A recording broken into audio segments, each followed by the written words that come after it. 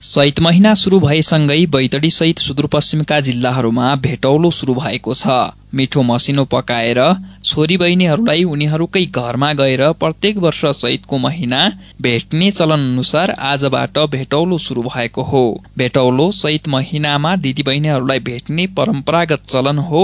यसको धार्मिक महत्व के रहेको छ त? स्थानीय संस्कृतिका जानकार आचार्य घनश्याम लेखक। बहिनीहरूलाई भाइहरूले भेट्ने प्रचलन कालिया नागसँगको सम्बन्धलाई हामी जुन फाग इत्यादिमा पाउने गर्दछौं, वसन्त शर्मण जसलाई भन्छन्, त्यसबाट यो हाम्रो समाजमा प्रसिद्ध भएको हामी पाउँछौं। यो चैतको महिनामा विशेष गरेर प्राचीन कालमा अलि अन्न धन्नको कम हुने हुनाले बहिनीहरू दिदीहरूलाई के कस्तो छ उनको हाल खबर भनेर भेट्ने चलन पहिले देखियो। त्यसै प्रकारले श्रावणको महिनामा दुई समयमा बहिनीलाई भेट्ने प्रचलन रहिआएको छ भने श्रावणको महिनामा रक्षा बाँध्ने प्रचलन सर्वत्र भारतवर्षमा नेपाल भारत लगायतका देशहरूमा प्रसिद्ध छ भाइ बहिनीको पर्वको रूपमा। र चैत्रको महिनामा भेट्ने प्रचलन केवल मानसखण्ड सुदूरपश्चिमतिर मात्र रहेको छ। यसको मुख्य उद्देश्य चाहिँ बहिनीको हाल खबर बुझ्नुपर्ने, पहिले विवाह भएपछि बहिनी के कस्तो छ उनको घर परिवारमा भनेर त्यो बुझ्ने प्रचलनका रूपमा थियो। र पहिलेको प्रचलन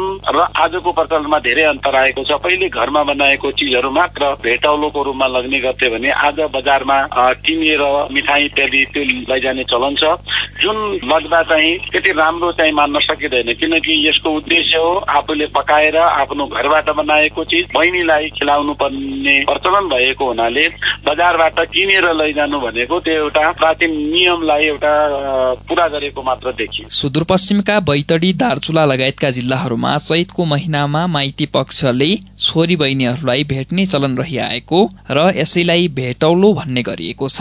चैतको महिनामा भेटघाट गर्ने र छोरी बहिनीहरूको सुख दुःखका बारेमा कुराकानी गर्ने गरेको बताउनुहुन्छ मणिलेक मावि गुरुखोलाका प्रधानाध्यापक केशव दत्त भट्ट। भाइ र दाजुहरूले आफ्नो सहोदर बहिनीहरूलाई, आफ्नो फुपाजुहरूलाई, आफ्नो बुवाको बजेको बहिनीहरूसम्मलाई पनि नातागोताको आधारमा पहिले बुवा बजेको दिनमा चाहिँ हामी बाहुनहरूमा प्रसादको रूपमा घिउमा धुलो भुटेर लग्ने चलन थियो।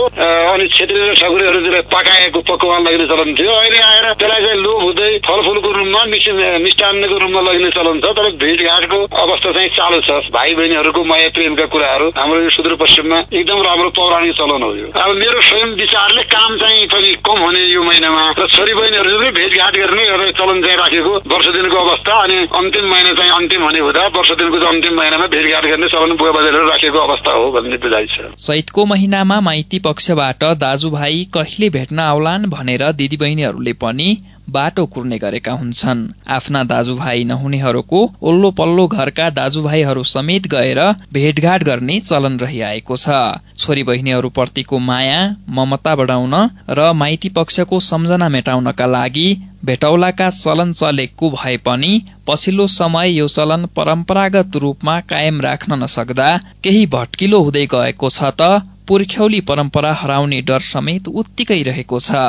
जगन्नाथ बहुमुखी क्याम्पस गोठलापानीका प्राध्यापक पृथ्वीराज अवस्थी। विशेष गरेर बैतडी दार्चुलातिर चैतको महिना दिदी बहिनीहरूलाई भेट्ने कार्यक्रम परम्परागत रूपमा चलिरहेको छ। यतापट्टि डोटी डडेलधुरातिर माघको महिना दिदी बहिनीलाई भेट्ने परम्परा चलिरहेको अवस्था छ। र यसमा विशेष गरेर जुन चैतको महिना दिदी बहिनीलाई एउटा घरबाट बनाएर एउटा घरमा बनेका कोसेलीहरू, जस्तै उदाहरणको लागि चूर्णहरू, धुलोहरू भुटेर अनि सेलहरू, पुरीहरू, त्यस्तो किसिमको परम्परागत खालका परिकारहरू दिने गरिन्थ्यो। तर अहिले एक किसिमको परिवर्तन केमा भएको छ भने विभिन्न किसिमका मिष्टानहरू अनि नयाँ नयाँ भोजनहरू अनि त्यसपछि बजारका जुन बजार मेड चिजहरू त्यस्तो दिने चलन छ। त्यो सँगसँगै लुगा कपडाहरू दिदी बहिनीलाई मायाको चिन्हको रूपमा गिफ्टको रूपमा दिने चलन देखिएको छ। परम्परागत रूपमा अब खानेकुराका परिकारहरू अब दिदी बहिनीलाई वर्षको एकचोटि घरमै गएर भेट्ने र विभिन्न